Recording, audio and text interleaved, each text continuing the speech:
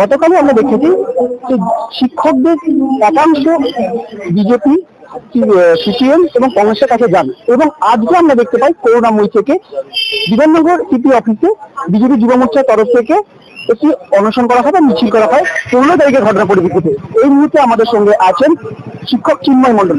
চিন্ময়, বলছি কালকে আমাদের আপনারা শিক্ষকদের একাংশ গেছিলেন বিভিন্ন রাজনৈতিক দলের কাছে এবং আজকে বিজেপি যুব মোর্চার তরফ থেকে একটি মিছিল করা হয় 15 তারিখের ঘটনার প্রতিবাদে, কি বলবেন?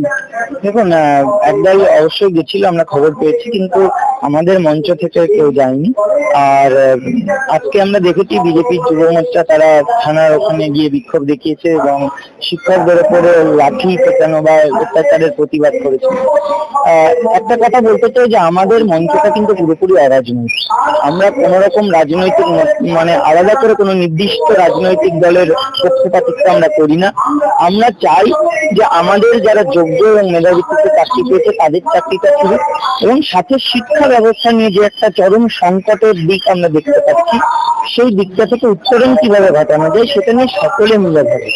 তো যদি সকলেই, বিভিন্ন রাজনৈতিক দল যারা আমাদের সঙ্গে বলছেন সমব্যথী, সেটা তৃণমূল হোক, বিজেপি হোক, কংগ্রেস হোক, সিপিএম হোক, আমরা মনে করি যে তাদের উচিত বিভিন্ন রকম পদক্ষেপ নেওয়া এবং সাথে সাথে কিভাবে এই ব্যবস্থাপনাটাকে বদলানো যায় এবং যারা যোগ্য তাদেরকে পুনর্বহাল করা যায়, সাথে যারা বঞ্চিত এবং চাকরি প্রার্থী তারা যেন স্বচ্ছতার সাথে তাদের মেধার ভিত্তিতে ভবিষ্যতে চাকরি পায়, সমস্ত দিক বিচার বিবেচনা সকলে মিলে করুক।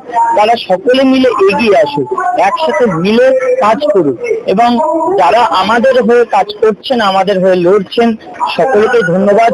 কিন্তু আপনারাও অবশ্যই এমন কিছু পদক্ষেপ নিন যাতে করে কারোর ক্ষতি না হয়, কিন্তু অনেকের ভালো হয়, সমাজের ভালো হয়।